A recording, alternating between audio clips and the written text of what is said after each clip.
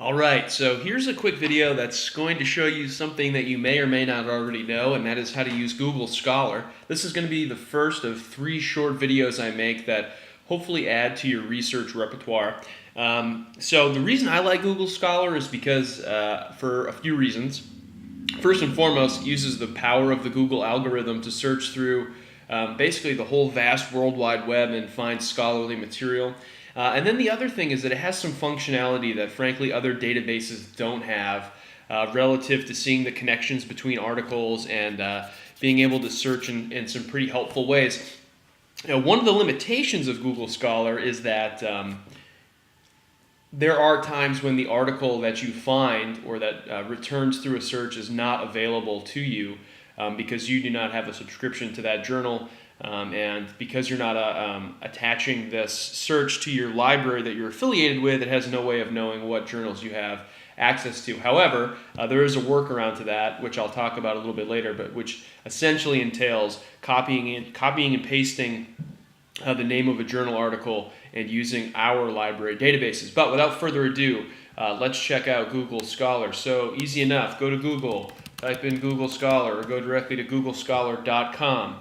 Go ahead and click on it. And this is going to be a very familiar type interface that we're going to be using. And so I'm going to teach you a couple of things. Kind of building off of the reading that I had you do for week number 1, the way that I'm going to, or the article or the topic that I'm going to search is the connection between wine and heart disease and wine's ability to perhaps contribute to the prevention of heart disease. So I'm going to type in heart disease, and you can see here I've practiced this already. You'll notice that I've decided to put heart disease in quotation marks, and that's for a very particular reason.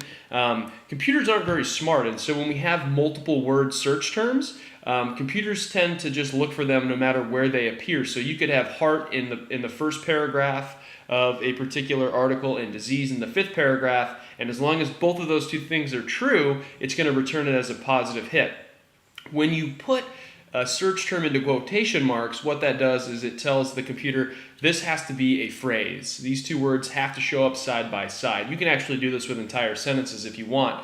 And what it does is it just signals that those things have to come in that order. And so you'll also notice here that I am going to use the word and. There are a series of Boolean operators that I will try to teach you in the 3rd video of this series that include and, or, and not. And those can be really useful because they tell the computer that either the two things have to occur for the search to be true, one of the things has to happen for the search to be true, and it also gives you the power to exclude certain things. Say you're doing a search and you continuously get a particular topic or return that's not helpful, you can exclude that from your search returns, and that can be really helpful. So I'm going to do heart disease and wine, and I'm going to do a search here. Okay, and it looks just like any other Google search. You'll see that I got about 150,000 results, which is a lot. But all of these returns have some connection between wine and heart disease. So there are a few things that are important right off the top. Over here on the right-hand side, you'll see where in brackets it says PDF. That means that you can click and get a full text version of that particular article, which is very helpful, obviously. But you'll notice that not all of them have that. And that basically just signals that either it's not an open source journal, meaning that it doesn't have sort of an open door policy, or it just isn't available to the general public. But when it comes to especially health-related topics and research that's been funded through federal efforts like the National Institute of Health or the Center for Disease Control or other type entities, most of that stuff, because it was funded publicly, is widely available. So that's pretty helpful. So you'll see that there's a bunch of different results here. And there's a few things that I want to point out. One is that really there's no rhyme or reason to the way that these are returned. It's sort of just based on Google's algorithm telling me that these are the ones that are most likely to meet my needs. One of the things that Google does take into account that's actually very helpful is the number of times that a particular resource has been cited or referenced in somebody else's work. And so that you can see here this article from 1992, or this one from 1996, or even this one from from 1993, they've been cited a lot of times. So this one's been cited, 3,600 times. And that just means that that's a pretty important article, that a lot of people found it useful or provocative, and it stimulated a lot of research. What's cool about Google, and one of the functionalities that I really like about using Google Scholar, is that if I click on this, for instance,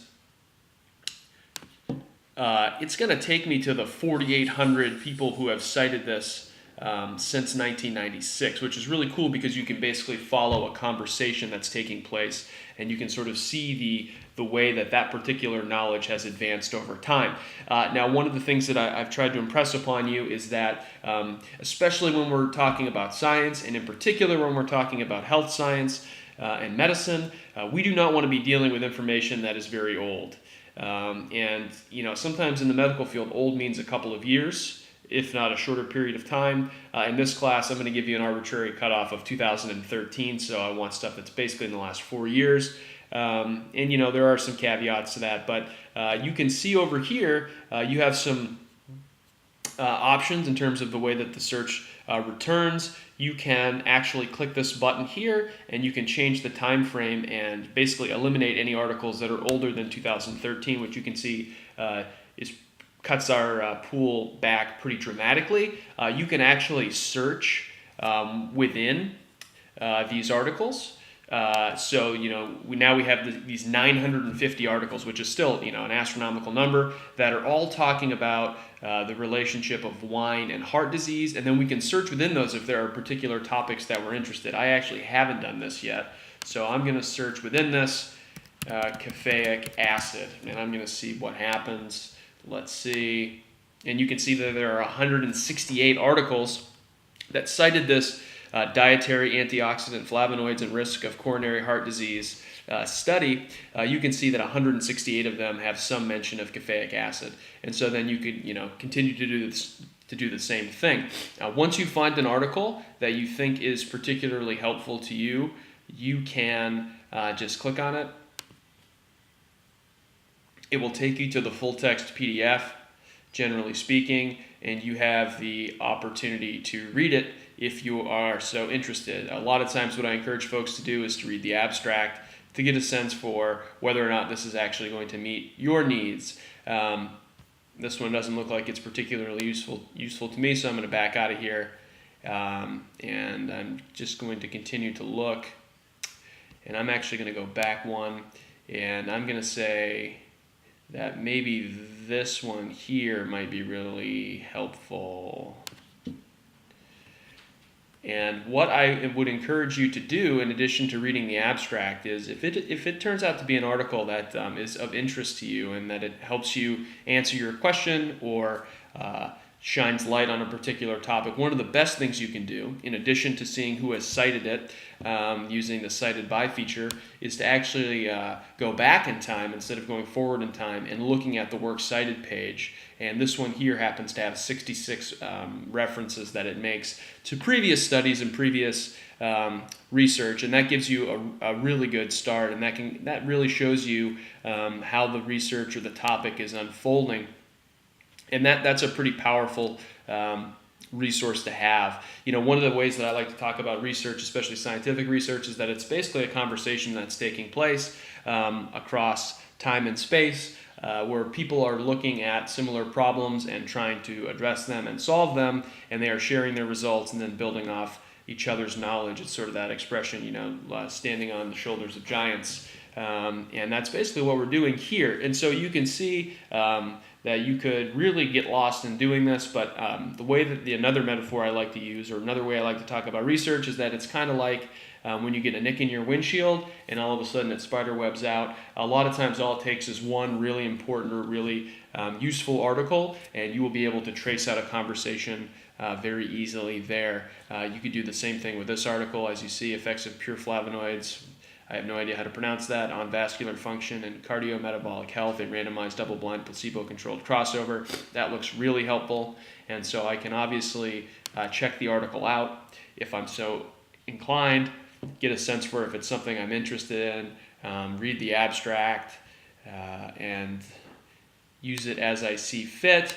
And then I can also see who, since 2015, when this article was published in the American Society of Nutrition, who's used it in their own work, and I can follow that conversation pretty easily.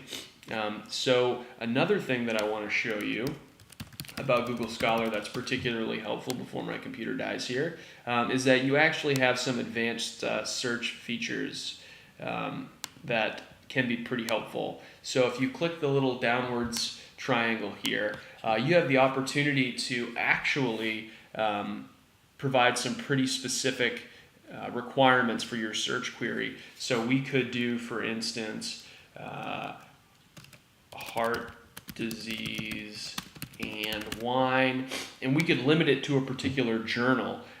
So a lot of times one of the things that I would encourage you to do is, if you find an article that's helpful, make note of what journal it was published in. It could have been published in the Journal of Pediatric Cardiology or what have you, and make note of that, because that might be a really good resource for you, because they may be the sort of home site or the typical place where those types of conversations happen, or where that type of research happens to be published most often, and that can be very helpful. So here I'm just going to put in nutrition, because there's probably a lot of journals that have the word nutrition in the title. I'm going to tell Google that I want 2013 to present. Oh, and I'm about to lose this here.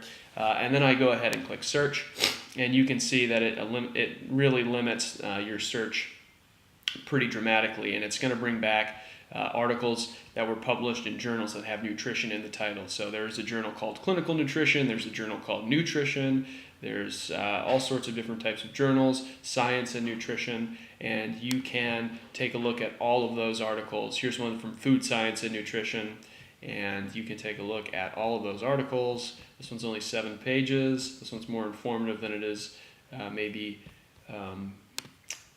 scientific or experimental in nature, but that's cool too. So that's a really quick tour of Google Scholar. One final thing that I would point out is, in the event that you do find an article that you really like and that you want to use, say in your annotated bibliography or your literature review, one of the great things, and another one of those functionality things that I really like about Google Scholar, is that all you have to do is click Cite, and then find the citation system that you want to use. In this case, for the most part, we'll be using APA Citation. Copy and paste, and then you have your citation that you can use, your end of text citation that you can use in any works cited or bibliography or reference page.